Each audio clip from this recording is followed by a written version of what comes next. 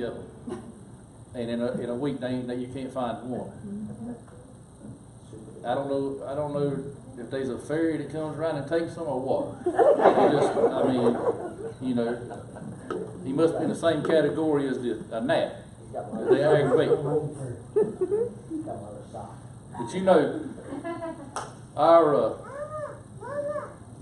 it's just so aggravating. You be sitting there and you be like talking on your phone, and you're trying to get something done, especially if you're doing something through work, and all of a sudden you hear beep, beep, beep, and you be like looking around trying to find some cord to plug up your phone, charge it up, because it's going dead. Well, our spiritual walk is just like that.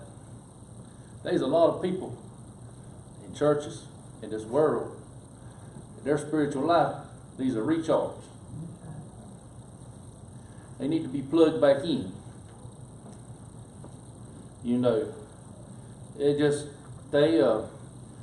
They may have been in church strong, a deacon, could have even been a pastor, whatever. Or something got them, they started missing. Next thing you know, they miss a Sunday. Well, Sunday comes along, next Sunday, they like that bed even better. They lay there in that bed. Well, next thing you know, 6 months gone by and they ain't been to church.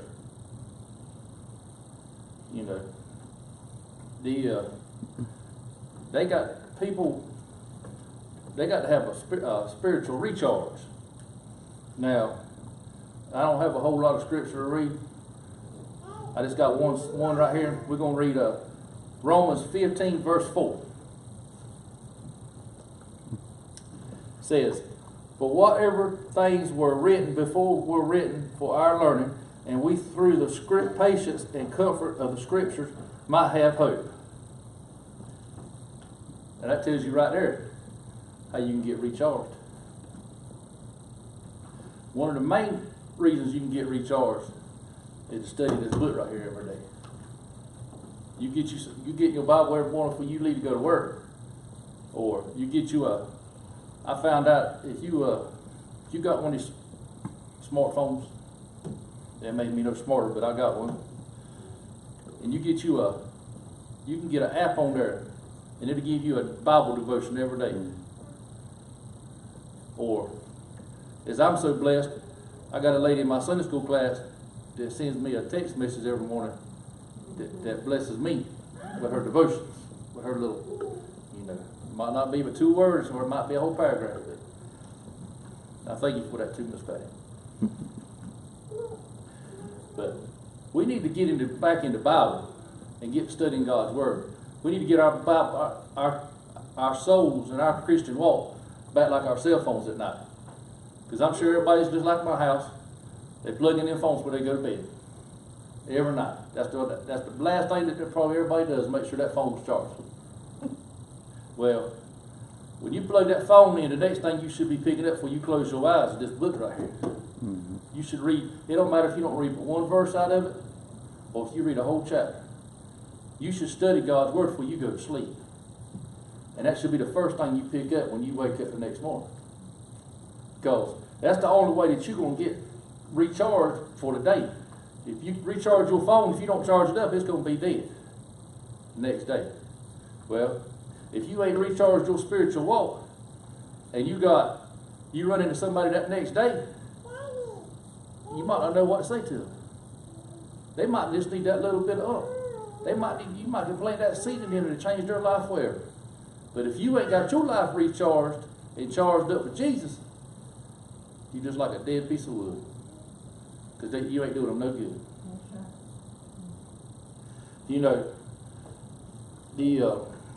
I hear people talking.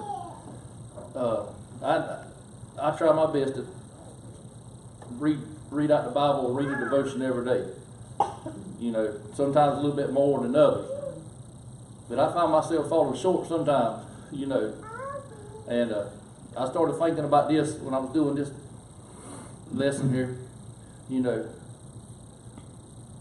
When I sit down and, I look at that devotion or read the Bible, I had to ask myself a question. Am I doing it as a routine? Or am I doing it because I want to learn more about Jesus? Because there's so many things in life nowadays that's just routine. Sunday mornings, people know. Sunday morning we get up. Sunday morning we go to church. But is them people, are they coming as a routine because that's what they do on Sunday morning? Or are they coming because they want to get recharged for the next week? You know, I love it that James has named this Wednesday night service Revive. You know, I'm going to name it Recharge tonight. We're going to change it up. He ain't in here, so we're going to change it up. Don't you tell him that, Mark. We're going to change it up. We're going to call it Recharged.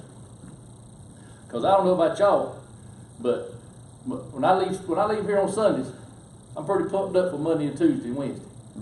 But I need that little bit of jolt come Wednesday night, get me through the rest of the week back till I get back Wednesday. Because whether you realize or not, the world will bring you down. The devil will send somebody to you to make all that worshiping and praising that you done Sunday morning. He'll send somebody in your path. If you ain't charged up and you ain't got it going on, they'll drag it right out of you, and you'll be right back in the world. So I'm thankful for people that come to church on Wednesday night, because you know I feel like I don't see. There for a long time, you know, I didn't go to church. You know, I went to church on Sunday morning because that's what I was supposed to do. But now I see that ain't a routine. That ain't a routine. That's something that you need to get up and do. You need to come give God His praise and worship Him for what He's done for you out that week.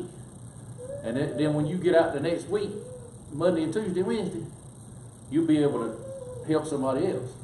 Because you'll be charged up. You'll be up, them little bars like on the phone, you'll be all the way maxed out. You know, because on Wednesday, by Wednesday afternoon, my little bars are down there into the red. My phone I'm starting to beep a little bit. But when I leave from here on Wednesday night, and we leave from around this altar right here, man, I feel like I could take on the world. Like I heard my Sunday school teacher tell me one time, I could go to hell and fight with a water gun. You know, hey, that's how, I get pumped up like that. But, you know, people say, you know, well, that's all well and good, you know, but I just don't have time to read my Bible. I don't have time to read my Bible. But you got time to check Facebook. Ooh, that's right. You got time to do what you got time to take Snapchat, Instagram. So I mean, which book's more important? God's book or Facebook? Because I'm telling you, Facebook ain't gonna save your life. God will. You know, I hear people say, well, so and so, we just couldn't make it on Sunday morning. We just couldn't make it. We was the youngest, this and that. You made it to work at 7 o'clock 5 days that week, and that's 3 hours. And that's 2 hours later. People need to get recharged. When Christians get recharged and they on full charge, this world, all this evil you see going around in this world, you'll see a revolution hit this place. The devil, you know, I remember James put on a sign one time before, and I wish he put it back out there. He put on that sign there, it said, I hate this church. Sign the devil. Well, that's what I want. I want the devil to look at this church and say, I keep standing people in that church right here. Because we're so charged up and in love with the Lord that He's saying, you know, I keep standing people, you know. I just want to take my size 13 and kick him square. Just kick him off, stomp him. Stomp something. Stomp him. And another thing, one of the easiest ways to recharge your life, and it ain't hard to do it, is to get up on Sunday morning and come to church. Come to church. Come to Sunday school at 9:30. You know, you come to Sunday school at 9:30. You getting half of it before worship. When you come to Sunday school, you learn about the Lord. You learn about this book. And let me tell you, the more I, you know, since I started helping Donna teach, the more I study this book, I'm telling you, there's some cool stuff in this book. And I told my youngest, there's some cool stuff in here. As a matter of fact, I learned this week how God made a donkey talk. I mean, I never heard that before. I mean, I was doing a little research, and I saw where God made a donkey talk. Now, I don't know about y'all, but that tells me right there that my God can do anything He wants to when He can make a donkey talk. Now, I can't say if a donkey turned around and talked to me, I won't be a little bit scared. But I mean, hey, you know, but get up and make that little. If you got to go to instead of staying up at 11, 12 o'clock on Saturday night, go to bed at 10. Set your clock. Be here at 9:30 for Sunday school. Be ready to learn. Be ready to learn what God got in store for you in His book right here. Because what you learn out of this book, and you study it, and you get closer to Him, you never know who you might meet on that street. And it might get their name in that book upstairs, that book of life. You might be that example that they need to see. You know, if you just get up and come to church on Sunday morning, you know, and come, because I'm gonna tell you, as far as I'm concerned, we got the best pastor I've ever heard. I mean, he don't mind. To me, when a man gets up here and pours his heart out like he does on Sunday morning and sheds tears, that man's telling it from the heart. He's preaching because he loves everybody in this church just like I do. You know, he'll sit there.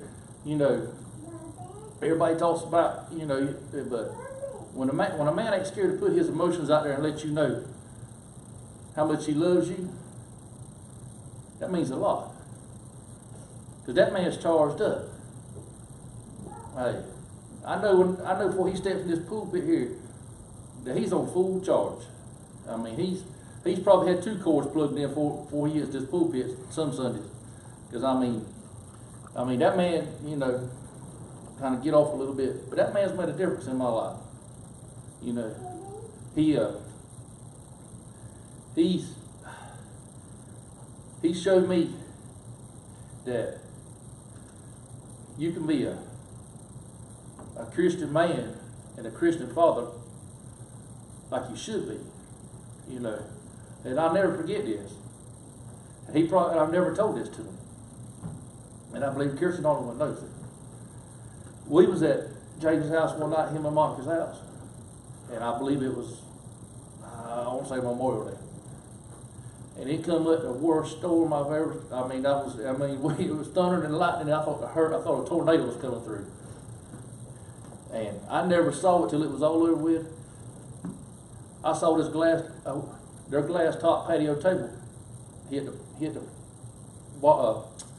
deck out there and shatter up in a million pieces. Now if that had been me, I'd have probably been hot, you know. But you know what? That man showed me that night. That's no need for you to get upset. There's no need to get upset about stuff like that. He didn't get upset. He was worried about his children. And he was worried about my children and me and my wife, to make sure we were safe. You know, even though his swimming pool was jammed full of glass, he didn't know how he was going to get it out. You know, he showed me. He showed me. And I would say, you know, but like, just, you know, this is short. I have a whole, you know, but just when the church doors is open, you need to be here. You need to be here and be surrounded by fellow Christians. Because if you don't, you get out there in the world all week, you hang around with people in the world, they're just going to drag you down. But you need to come and you need to be around fellow Christians, because they'll get you picked back up. They'll pump you back up. They'll put you back on full charge. I mean, your battery over there, you know, you ain't going to be going beep, beep, beep, and then your little battery going to be red. It's going to be, every bar is going to be lit up. And that's one thing I said about our church is, I feel like if somebody's got a problem in this church, our church does very good. These people in this church do a very good job to encourage them, pick them up. It don't matter what it is. If it ain't, it's a text message, if it's a hug, if it's a call, a card, or whatever. You know, if you know somebody's struggling, just go to them and tell them you love them and hug their head. You never know how far that's going to go. But get back to getting recharged. You know, just remember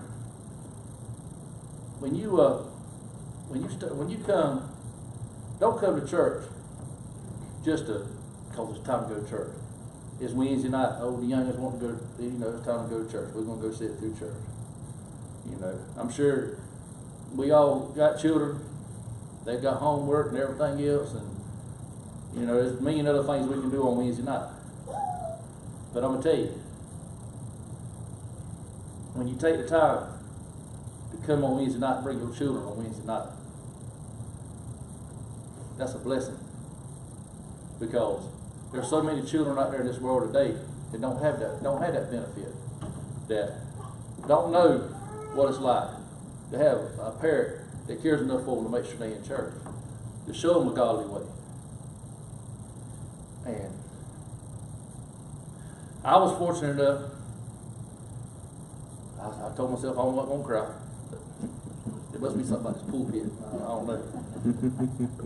And but my mama sitting over there, and I was brought up in a Christian home. And I was very fortunate that I had Christian mama and daddy, grandparents, right on, aunts and uncles. I'll never forget it.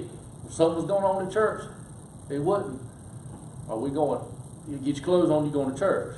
I mean, when it was time, when we had, you know, when something was, it didn't matter if it was a fish fry, a singing, or revival, you know you was going to church. And you know, I look back at that now, because I know that I was, back then I was like, man, I want to go to church, I want to stay home, you know. But now I see that I got children, how important that was, the upbringing that I had, that I want them to see the same thing. That one day when they have children, they're going to want to have them in church.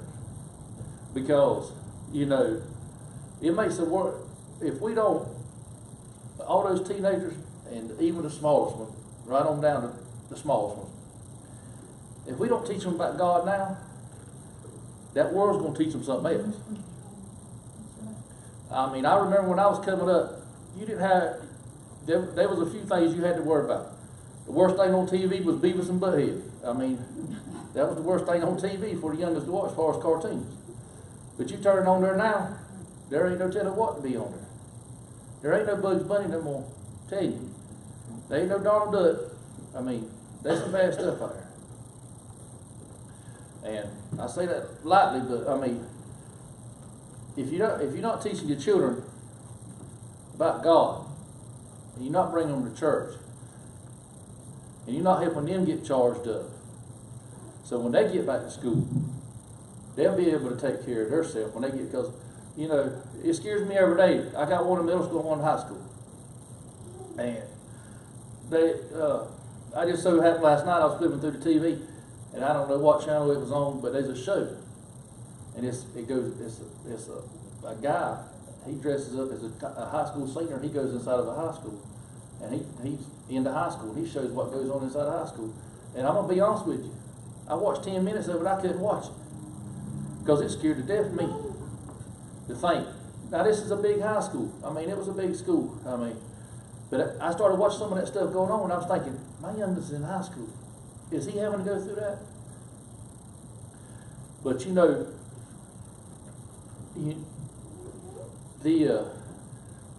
I don't have to, with mine, you know, both of mine give their heart to the Lord. And I always say that Marsha's going to be a woman preacher. I mean, she don't mind telling you about Jesus. Now, I'm going to tell you, it don't matter who you are, she'll tell you about Jesus. And Grayson will too, to a certain point. But if I don't bring them here, and they don't get charged up, and they don't see me get charged up and be living for the Lord, and out there, then when they go back to school, they're going to be totally drained. Because the world's going to drain it out of them. And so just remember, I know this is short or sweet, but just remember, read your Bible, study. If you don't read it, there's a Bible, six books of the Bible. I think that's right. I'm not telling you sit here and tell you that you got to read the whole Bible from front to back, but just flip through it. I promise you, if you'll take your Bible and open it up, 99% of the time, the Lord will put you on a verse that He wants you to hear for that day. It might be a couple of verses. But study your Bible. Get recharged. You know, when you come on Sundays, be ready to get charged up when you hit that door. Come to Sunday school. Go ahead and get plugged up before you get here. You know, before you come to church, be looking for a blessing. Be looking to get charged. Because if you ain't getting charged up, and you ain't looking to get charged up, you might as well stay at home. I hate to say it that way, but if you don't look to come, when you leave that house, if you saying, well, I'm just going to church, but that's what we're supposed to do on Sundays, it ain't doing no good for you to be here. You need to be coming, when you leave the house, you need to be saying, going to church, I'm going to get me a blessing. I'm going to get recharged. Because I got 3 days I need to get recharged strong. I need my battery full charge. Because they ain't going to tell who I'm going to run into this week, and I need to share Jesus with them. And I know some people had to work on Wednesday nights, and they not be able to be here. But if you was able to be here, please come. Because we have a good time on Wednesday nights. And I don't know about y'all, but it helps me get through the rest of my week. And then when Sunday gets here, I promise you, if you'll come to Sunday school, you won't be disappointed. You know, we got some good teachers, and they study, and they try, and they do their best to bring the word. And you'd be surprised at just what you can pick up and learn. I mean, you'd be surprised what you can learn out of the Bible for 2 cans of soup. You know, you never know. But just remember, keep your spiritual battery, keep it charged up. Study your Bible. You never know what's in. Like I said, there's some stuff in this Bible that'll blow your mind. I mean, I told my youngest, I said there's a thing in here. I said Jesus made a donkey talk. They thought I was crazy till I showed it to them. But you do know what happened then? They went and got their Bible and started looking for stuff too. So just remember, just keep your battery on full, just like you do your cell phone. You plug that cell phone up tonight, think about it. Think about your soul. Think about your Christian walk. Am I charged? Am I fully charged? Or do I need a recharge? Just think about it. You know, life gets hectic. I know I got 2 youngins. Seem like they into everything that you can imagine. But you still got to find that time to give God what He needs, and His praise and His worship. Because you're not going to get, your Christian walk ain't going to get no better if you're sitting over there on the sideline not doing nothing. You got to get in the game. You know, you ain't got to be the quarterback. You ain't got to be a running back. All you got to do is be in the game. When you get in the game with Jesus, I guarantee you're going to win. There ain't no doubt in my mind. You'll be on a winning team all the way around. All the way around. So just remember that. Every time you plug your cell phone up, I want y'all to do this. Every time you plug your cell phone up, think about it. My phone's charged. Am I charged? Or do I need a recharge? Do I need a recharge? You know. That's all I got. Hope you got something out of it. I know it was kind of thrown together, but just remember, and just remember all these prayer requests that been spoke of. You know, all the tragedies happened this week. You know, the killings and stuff, and people. You know, just remember Jason and Shannon. Remember them, because I know how it is to have a child in a hospital like that. You know, and there's going to be just like mine's going to be. They can say that's my miracle baby, just like mine's running around right here somewhere. You know, I got an 11-year-old miracle baby. I mean, when Dr. Lisa Stewart says, if you'd waited 30 more minutes, you'd been by the casket. That puts it in perspective real quick and in a hurry. But you know what? I saw God work that night. He was on full charge that night. I promise y'all. My wife will tell you, my mom's sitting right there. She works at the hospital. When you go to an emergency room on a Saturday night at 12 o'clock in the morning and there ain't a soul in that emergency room, and you have everybody in the world working on your child, and they call and say, we shipping her now, go. Let me tell you something, that ain't nothing but God working. That ain't nothing but a miracle from God.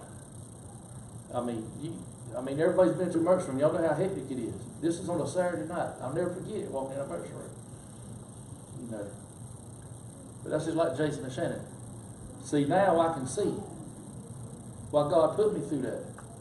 He put me through it so I could help my friend get through that. Because I've been there.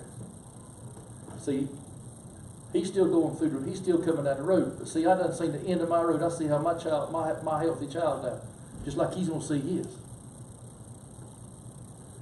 You know, but just remember, just stay charged up. Stay full charged. Don't let your Christian walk get down to the red mark. Keep it on full charge. That's all I got. Mr. Mack, you pray for us? Sure.